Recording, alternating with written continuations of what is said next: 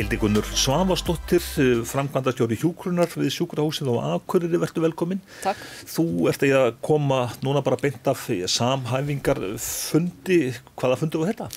Já, það er sem sagt einn af mörgum fundum dagsins, en það var fundur með sem sagt fulltrúum frá almannavarnadeild ríkislögreglustjóra og fulltrúum frá sjúkrahúsinu Akureyri og Landspítala, og við erum náttúrulega að bara reyna að samhæfa okkar aðgerðir og finna út mögulega samstarfsfleti varðandi þá verstu sviðsmyndina sem að mögulega getur sem myndi fylgja þessum COVID-faraldri.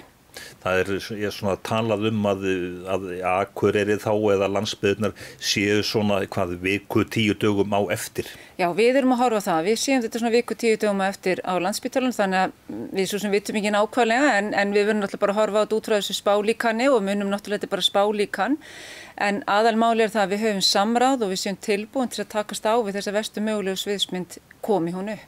Hvaða skilaboð eru núna mikilvægustu til almennings? Sko, það er náttúrulega bara eins og Víðir segir og við þurfum að hlýða honum sem allir held í sig er búin að átta sig á, en við viljum náttúrulega gefa bara þau skilaboð að halda sig sem mest heima.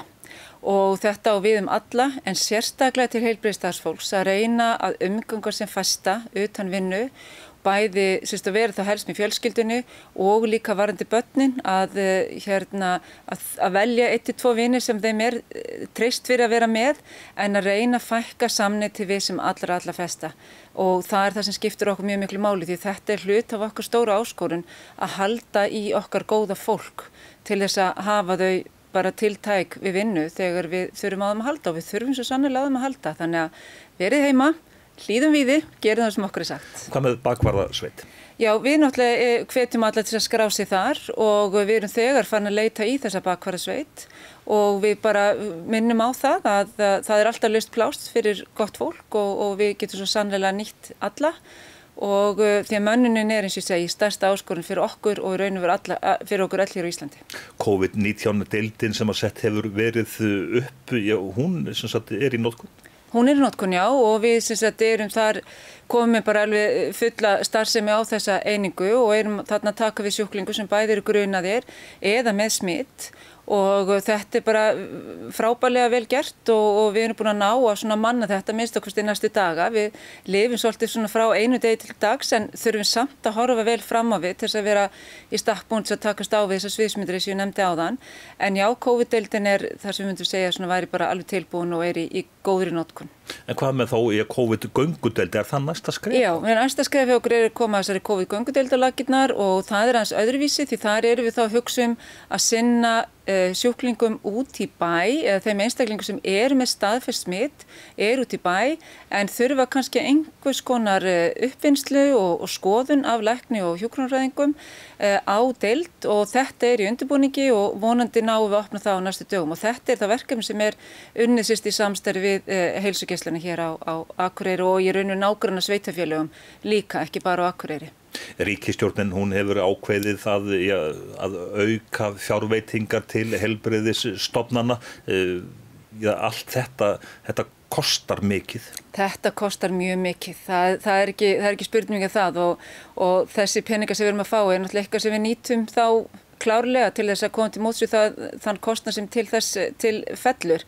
Og eflaust er þetta bara einhver hít, eitthvað smá í hafið, en við erum náttúrulega eftir að gera það allt saman upp, en það er alveg ljóst að það mæðir mikið á heilbrigðiskerfinu og heilbrigðisstarfsfólkinu og það bara hreinlega kostar peninga.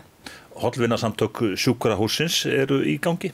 Þau eru svo sannarlega í gangi og það bara getur enginn farið, þetta fer ekki fram hjá okkur að þau náttúrulega standa sig alveg gríðarlega vel og allt það fólk sem er að styðja við hollvinasamtökin með þeirra rausnarlegu framlögum, þetta skiptir okkur alveg geysilega miklu máli og við erum náttúrulega alveg óendanlega þakklátt fyrir það allt saman.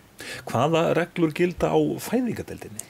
Við fylgjum algjörlega reglum Landspítalans og fæðandi konur og allt í kringu það, og mér skilst að það hafi nú oft að vera umræðan það á blaðamannafundunum sem að vantarlega er núna, en það nýjasta er náttúrulega að það er skert og það er takmarkað aðgengi, bæði náttúrulega gesta og annara, en allavegana eru feður, að því ég best veit, fá þeir vera með í fæðingunni, en því miður fá þeir ekki verið með í sængulegunni, sem er alltaf bara mjög leitt, en svona þetta bara og ég held að þarna þurfum bara að hlýða Víði og öllum hans ráðgjöfum og landlækni hvað þetta varður. Það eru 2 öndunarvélar á sjúkrahúsinu á Akureyri og 2 eru í pöntun eða ekki? Nei, það eru 3 og 2 í pöntun. Þannig að við munum við verðum í stakk búin til að vera með 5 einstaklinga öndunarvélum ef á þarf að halda, en bara minna á að til þess að vera með fólk í öndunarvél þá krefst það gjörgæslu innlagnar og þetta mjög sérhæfð aðstóð og við þurfum sérhæft fólk í þetta og þarna náttúrulega veikasta fólkið. En það hefur ekki komið til þess að það hafi nokkuð farið í öndunarvél vegna COVID ennþá? Ekki á sjúkrahúsinu ennþá, en eins og ég segi, við erum á eftir Landspítalanum og við vitum vel að gjörgæsludeildir Landspítalans eru það er mikið af sjúklingu þar og í raun og veru fer eiginlega nánast fram úr vestursviðsmyndinni hvað það varðar.